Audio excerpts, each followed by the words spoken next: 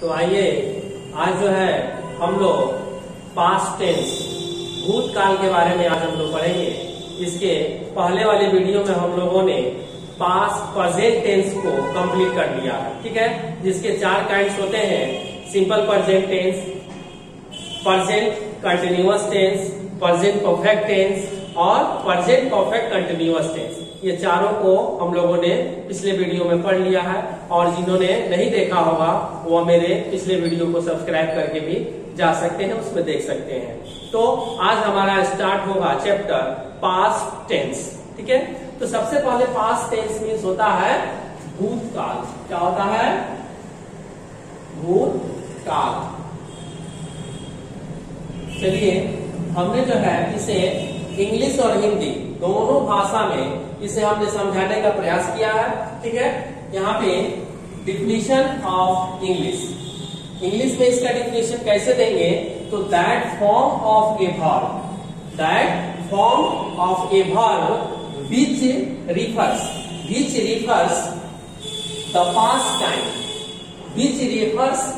the past time is called the past tense. Okay, Hindi में इसे समझ लेते हैं। डिफिनीशन ऑफ इन हिंदी में इसे हमने लिखा है कि वर्ब का वर्ब मीन्स क्रिया का वर्ब जिससे पास्ट टाइम का बोध होता है उसे पास्ट टेंस में कहा जाता है। क्रिया का वर्ब जिससे पास्ट टाइम का बोध होता है उसे पास्ट टेंस कहा जाता है, ठीक है।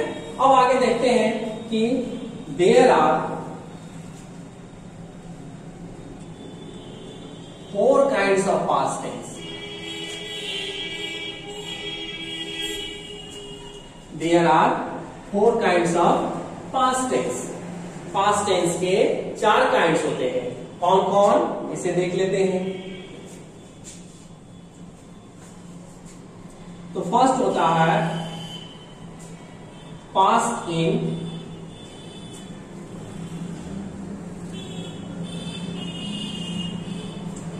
इंडेफिनिट, जिसको सिंपल पास्ट टेंस भी कहा जाता है। सिंपल पास्ट टेंस, इसे 2 नाम से हम लोग जानते हैं, ठीक है, पास्ट इंडेफिनिट या simple past tense. Next past imperfect tense, इसको भी पास्ट इम्परफेक्ट टेंस को पास्ट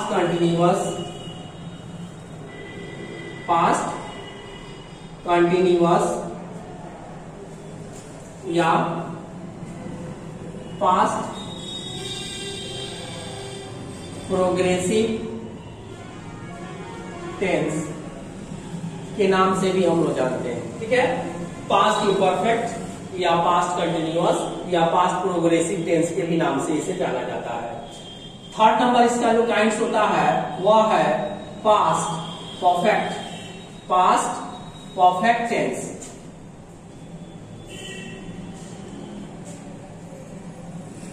इसे क्या कहते हैं?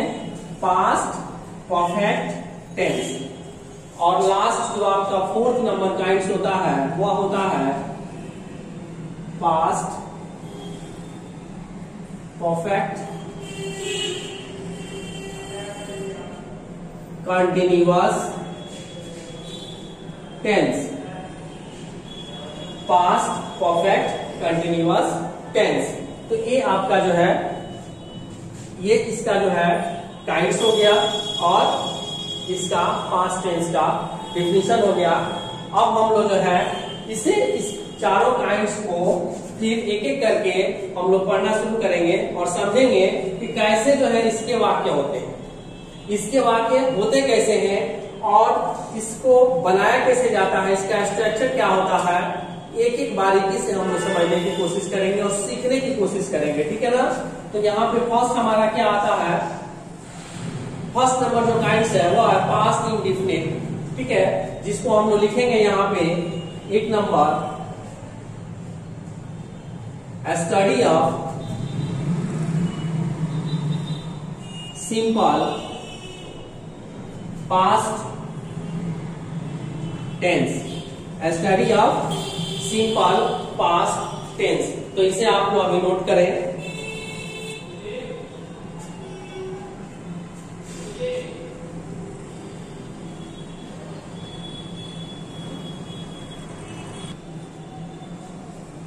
तो आइए देखते हैं इसके बाद फर्स्ट नंबर जो काइंड है वो क्या है, स्टडी ऑफ सिंपल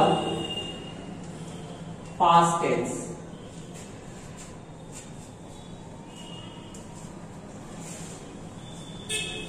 तो चलिए देखते हैं सिंपल पास्ट टेंस का वाक्य कैसे होता है। तो इसके लिए सबसे पहले हम लोग इसका पहचान देखते हैं, ठीक है। इसका पहचान जानते हैं, इसकी पहचान क्या होती है। तो इसमें होता है कि जिस हिंदी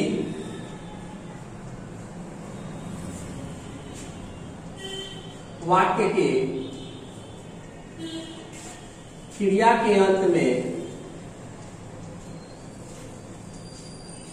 या ई, ए,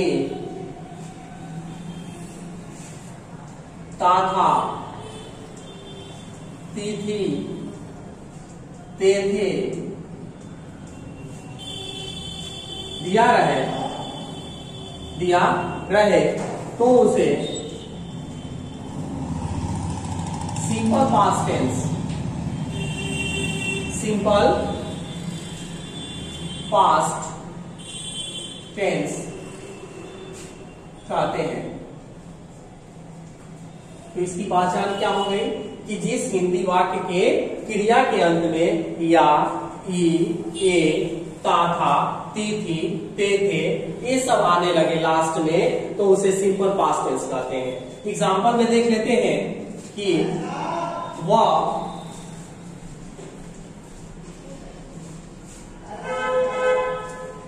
बाजार गई, मैंने टेंस पढ़ा, वे लोग गीत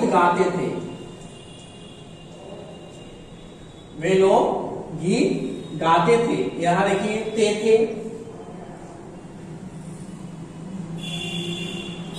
सीता खाना बनाती थी,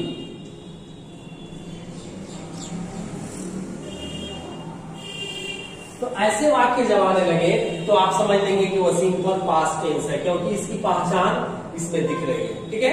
इसमें इसकी पहचान दिख रही है। यहाँ गई, ई आया, पढ़ा, आया, ठीक है, थे, गाते थे, यहाँ गाना में ते लगा हुआ है, बनाती थी, तिथि, ताथा, तीथे, ये सब आने लगे तो ये जो है सिंपल पास्ट टेंस का। अब सवाल है कि इसमें इसे बनाएंगे कैसे, इस सेंटेंस को हम लोग इंग्लिश में ट्रांसलेट कैसे करेंगे। तो इसके लिए एक स्ट्रक्चर होता है जो लिखते हैं हम लोग, रूट टू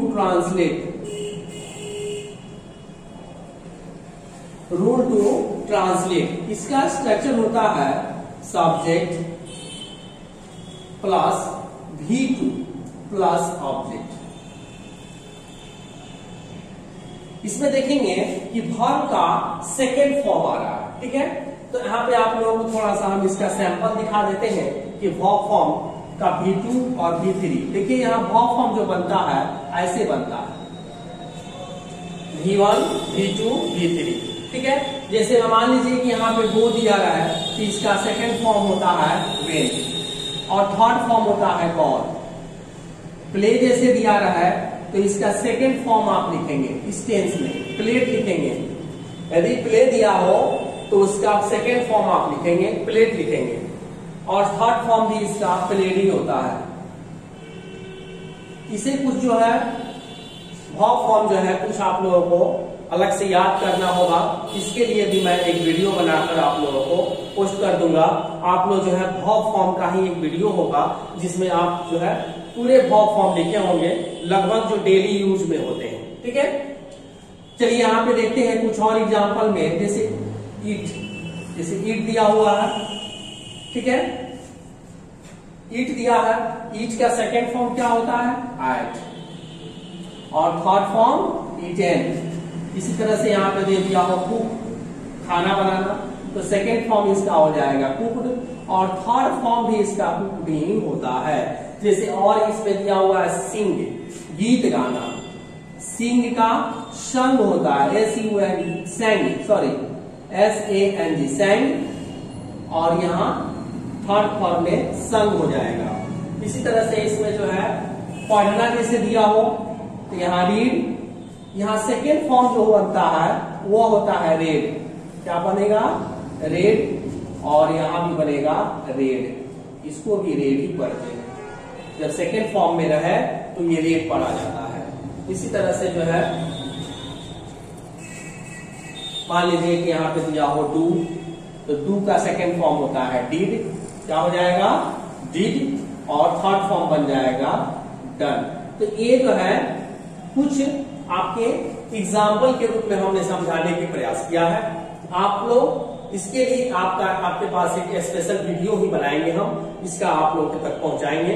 आप लोग इसे कंठस्थ याद कर लेंगे ताकि आप लोगों को इस तरह के सेंटेंस कहीं भी मिले आप उसे आसानी से उसे भाव फॉर्म बदल सके और बना सके। तो चलिए हम लोग कम टू द पॉइंट, हम लोग मुख्य बिंदु पर आते हैं कि यहाँ पे हमारा कुछ सेंटेंस दिया हुआ है जिसे हमें बनाना है।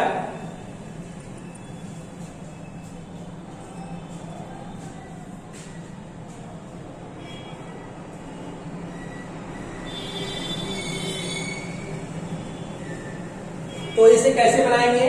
तो फर्स्ट हम देख लेते हैं, फर्स्ट सेंटेंस जो दिया हुआ है वह बाजार गई। तो गई तो यहाँ पे जेंडर में फीमेल है, तो यहाँ पे सी हो जाएगा। उसके बाद से V2 लगाना है, जाना, वर्ब यहाँ जाना है, इसका V2 कर देंगे यहाँ पे वेन, सी वेन। उसके बाद से यहाँ पे वेन टू मार्केट, ऑब्जेक्ट में यहाँ क्या हो जाएगा? मार्केट। ओके, सेकेंड सेंटेंस है मैंने टेंस पढ़ा, तो मैंने का यहाँ पे आई होगा, पढ़ना का यहाँ पे हमने लिखाया, इसका V2 बनाएंगे, ठीक है, यहाँ लिखे हैं, देख लेंगे, V2 इसका बना देंगे रेड, तो यहाँ हो जाएगा रेड, और उसके बाद से टेंस है तो दी टेंस, हम लोगों ने टेंस को पढ़ा।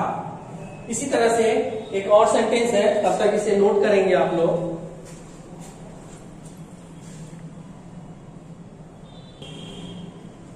चलिए देखिए, इसके बाद से हमारा जो है ये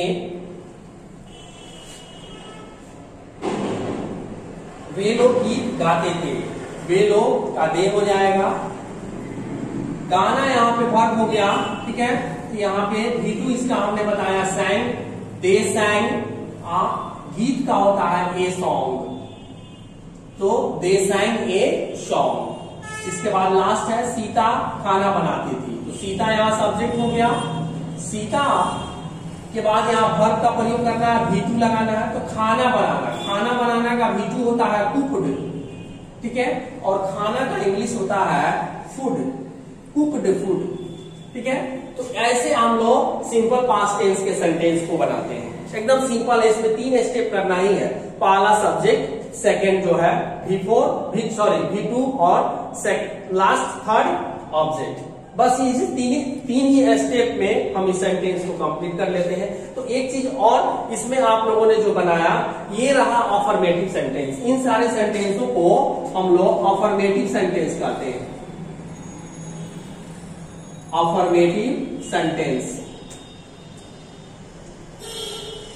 ठीक है, क्योंकि ये जो वाक्य है सारे, ये सब के सब जो है सकारात्मक वाक्य है, ठीक है। ये एक्सेप्ट करते हैं कि उन लोगों ने गाना गाया, सीता ने खाना बनाया, तो एक्सेप्ट करने वाले सेंटेंस का सेंस निकले तो उसे अफर्मेटिव सेंटेंस कहते हैं, ठीक है। अब इसके बाद से हम लोगों को इसी चैप्टर में सिंपल पास्ट टेंस का नेगेटिव सेंटेंस पढ़ना है, इंट्रोगेटिव पढ़ना है, WH वर्ड्स पढ़ना है, और कुछ इसके और भी मुख्य रूल्स हैं उसको भी जानना है। तो आज तक इतना ही, इसके बाद हम लोग मिलते हैं नेक्स्ट वीडियो में, ठीक है। और आप लोग इसे बताएंगे कमेंट बॉक्स में जाकर कि ये वीडियो आप लोगों को कितना पसंद आया, या आप लोग ने इससे कितना समझा और इससे कितना आप लोगों में इंस्पायरेशन आया। Okay, thanks.